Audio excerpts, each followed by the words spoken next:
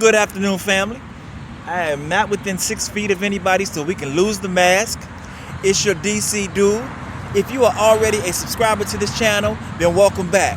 If you are new to this channel, however, I recommend that you hit the subscribe button and the notification bell so you can stay in the know about where we're gonna go. So have you ever asked yourself, what exactly is going on with that big White House up on the hill?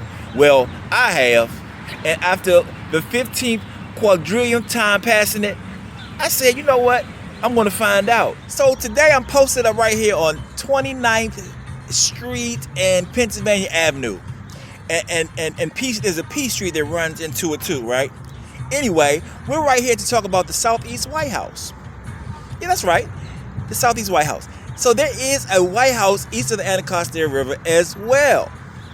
This Greek Revival home was built in 1910.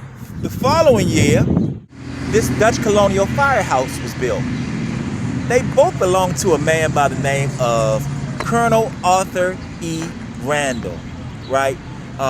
He owned them both, and he was in the late 19th century, early 20th century, he was a real estate developer. He was put on the map when he developed the area of Congress Heights, even before he came over here to develop this area. He developed this surrounding area, you know, and that's where the name Randall Highland comes from. And he also developed Hillcrest and other areas east of the Anacostia River. In the article that I'm talking about on offbeatenpathdc.com, there is also a picture of Randall and some other gentlemen standing in the middle of the street. And I use the term street loosely because this Grand Avenue that we know as Pennsylvania Avenue today was a dirt road, right? And the only thing that was on it was the Southeast White House that we know today, and also the Dutch colonial firehouse that was built in 1911. I would love to go on and on about the history of this area, but fortunately, there is an article out there on offbeatenpathdc.com that is nicely laid out for you. So the reason we're here today to talk about the today Southeast White House. It's also known as the DC Dream Center. I could tell you a little about it, but hopefully we're gonna meet the person that could tell us more. I don't know about you, but I've passed this place umpteenth million times and always wondered what was going on up there.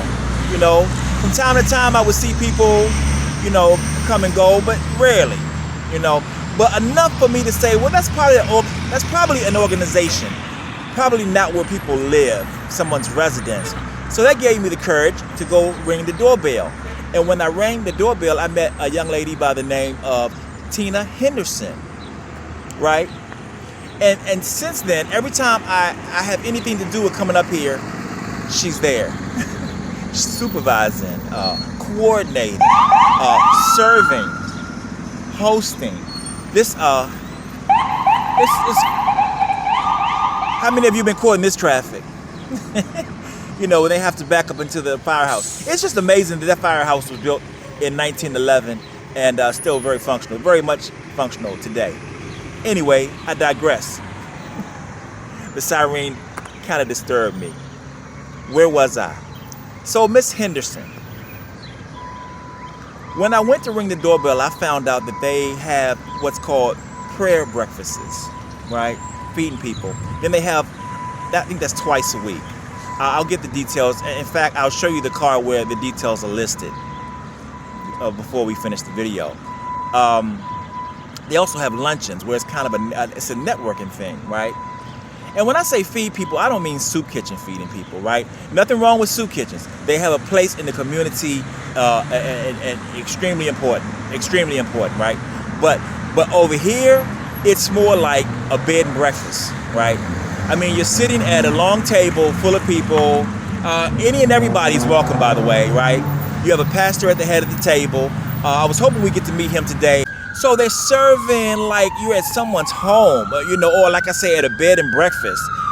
Hold that thought real quick. I know go-go is the official music of DC, but I think sirens should be the official music of DC. Like you always hear them, right? In any case, where was I? So they're serving like eggs, bacon, sausage, grits. And I'm talking about people walking around, filling your plate, refilling your plate, refilling you with coffee, some orange juice. They got orange juice waters at the table with cloth napkins and china and silverware. And you're connecting and networking with people, right? People from all over the world come here, right? So anyway, hopefully we'll get a chance to talk to Miss Henderson and she can break all that down for us and tell us all the DC Dream Center is about. So today, they're passing out food, right? Along with the church up the street.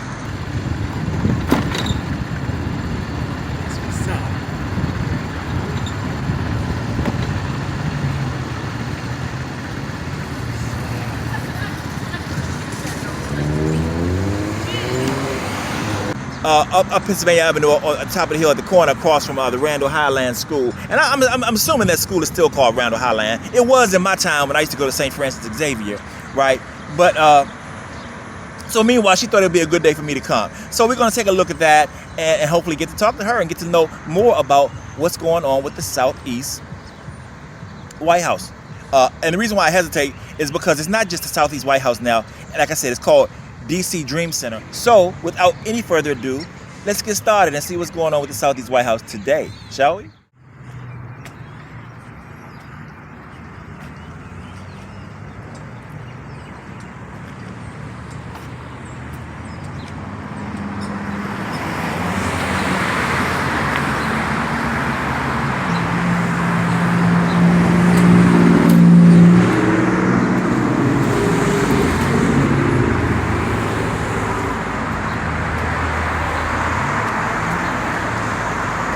This is a lot of house for one person. It's a lot of house. That Colonel Arthur E. Randall was a pretty extravagant person.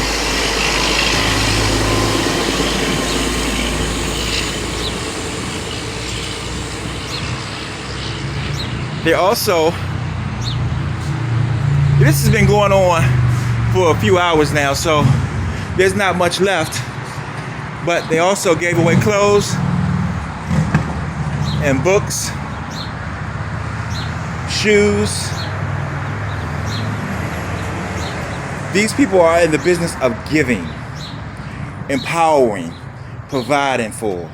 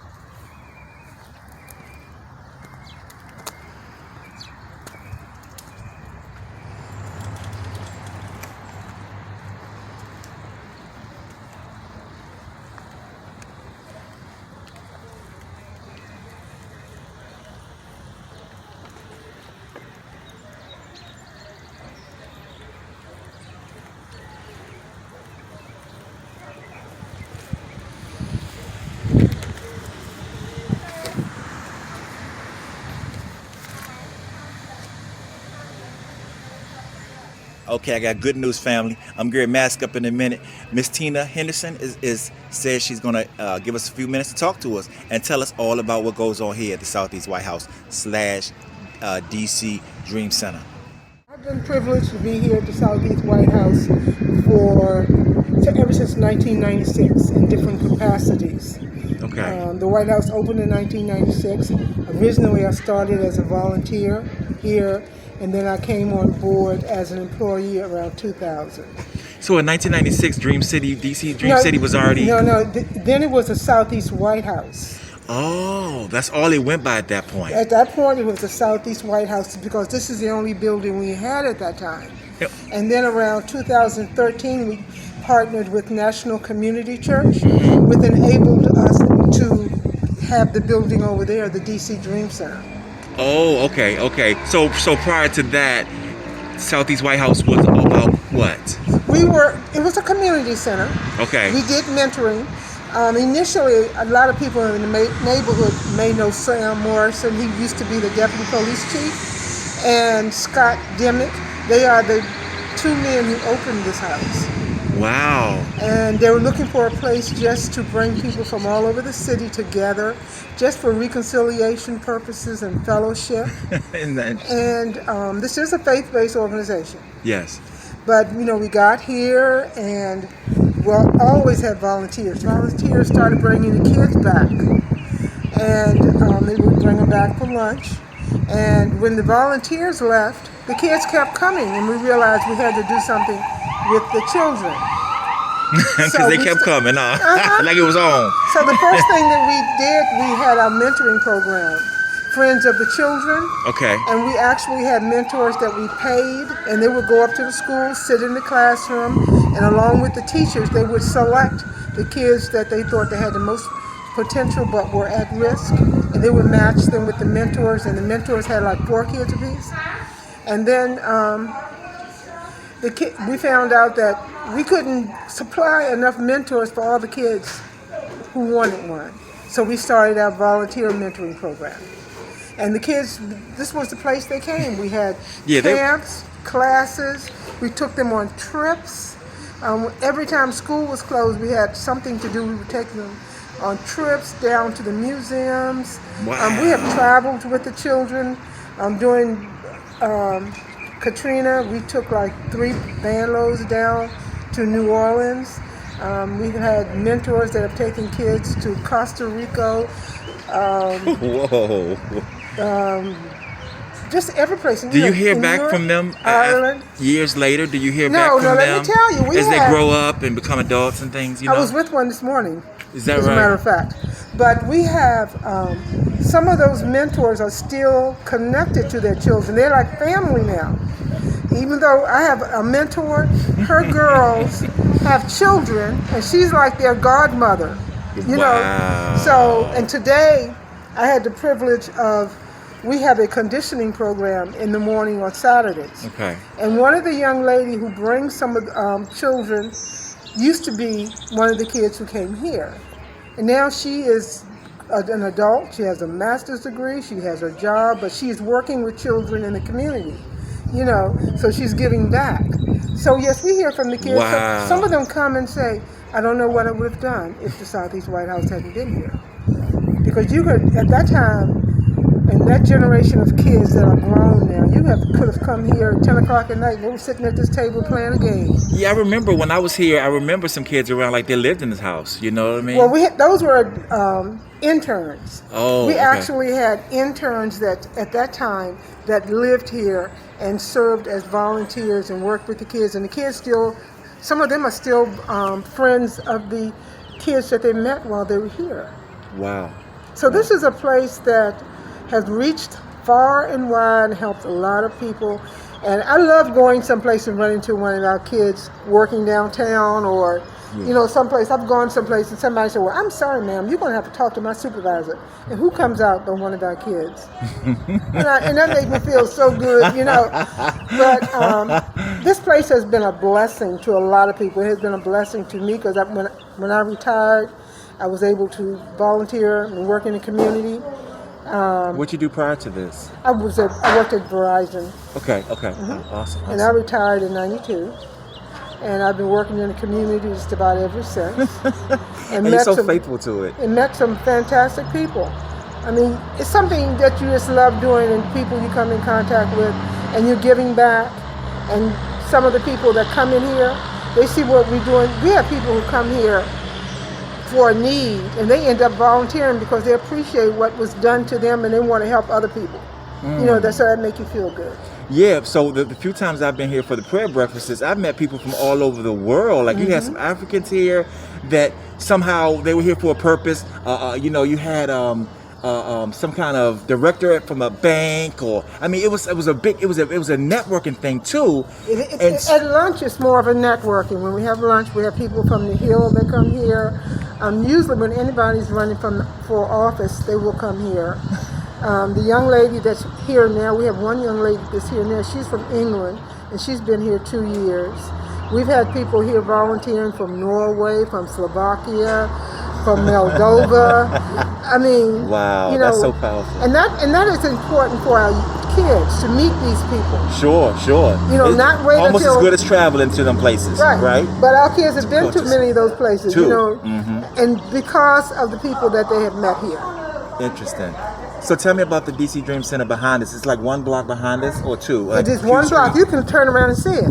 Oh. You see that building right there? Yeah. The white building? The tallest one? Yes. That's it. And what? Been there? I have. I went inside one time. I think they had like yoga classes. They had all kind of cool things over there. Well, since COVID we haven't, but we've had yogurt, exercise, sewing, financial literacy. Anyone that has something that they want to give back to the community, they are welcome to come and do a pop-up, a class, a workshop. And we have been privileged. We have after-school programs there. We have wrestling, karate. That is there for the community.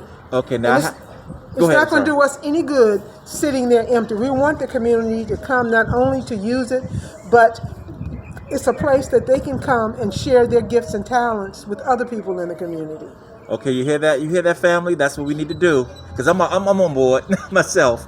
Okay, so my burning question: how do you fund all this stuff? How do you fund all this stuff? Pray a lot. I mean, normally it's through donations. before you answer that question, so you told me yesterday that since COVID, you guys was serving meals every day, and I'm not talking about no regular soup kitchen thing. Like today, I had a meatball sandwich that was amazing. Like the meatballs were like real deal, like home cooking. Y'all did that every day. From March of last year up until August, we did it every day. And we were lucky enough that we did have some people that donated some food and assisted us with donations. Sure. So since August, we have started doing it just on Fridays and Saturday. We also, today is one of our food giveaway days. So up at Pennsylvania Avenue Baptist Church on the parking lot, we give away boxes of food. Yeah, I filmed that coming down too. It's a really long line. I've been noticing that lately. And over at the Dream Center, we have I call it the free store. People can come and get items for free. The hygiene items, dried goods, paper goods. They can come and get them free. Wow. So and that's open on Fridays and Saturdays. Okay. Well, all these people who are looking at this, you might get hit real hard, but I'm hoping you get hit hard with donations and people volunteering their time and as well. That's what we need. And I love for people in the community to volunteer and to donate, because most of what we do is done on donations. Since COVID, we have been applying for some grants to get some help with what we do. Okay, well, that's good to hear. Well, thank you for sharing your time, because I know you were super busy. Oh, another thing I wanted to ask you: when will we get back to the prayer breakfasts and we the are luncheons? working on that, and that's coming because up of COVID, right? Yes, we stopped that because of COVID, and when we started back, it's going to be small. It's not going to be open like it was before. Anybody could come. We can't get to that point because we can only allow so many people in at a time. Right. And we may do it up on the roof because we do have little space up on our roof of the DC Dream Center. Well, I bet the view is amazing. It's nice, very nice view. Okay. Well, in closing, please tell us how, because I want to volunteer my time myself. So tell us how people can, one, volunteer their time, and then two, how can they donate to you? Well, you can go on our webpage, which is dcdreamcenter.com, or you could call us on 202-575-3337. Okay. That sounds like a plan. A pleasure meeting you. I want to shake your hand, but we're still in that space where we can't, so we're gonna fist bump, bow. Okay, thank you, Miss Henderson. Thank you. How are you? Doing well. Good. So Miss Henderson wanted me to meet you. She said you are an intricate part of this whole operation as you cook here, and tell us a little bit about yourself. So my name's Meredith, and as Justina said, we've been doing the food distribution here since last year. So I've been helping out in the kitchen, cooking, and then I also own a food truck called Granny's Kitchen that's right out there. So who in the world is Granny? That's my grandmother. Is that right? Yeah. How awesome. She came up here, actually, most of us got to meet her. Last year, she came up and helped me kind of get the menu started and stuff, so that's an ode to my grandmother. But yeah, right now we are out here at Penn Branch shopping center for breakfast on Sundays. So we take the truck out once a week, and then we're here. Okay. So what hours are you there on Sunday? 8 to 12. 8 to 12. Well, Yep. we look forward to meeting you. I'll be there. Okay. I will be there, Miss Great. Meredith. It's good to meet you. Good to meet y'all too. Well, family, looks like that wraps it up. Now it's your turn to jump in and give your opinions through the comment section. Like I said, this is your channel. We want to hear from you. We need to hear from you. We have to hear from you, man. And also, if you enjoyed this video and maybe even found it useful, please hit us with the like button. Let Facebook algorithms know that we care about Washington, D.C., east of the Anacostia River. Meanwhile, there is no telling where we're going to end up next. So if you want to ride, just click on subscribe.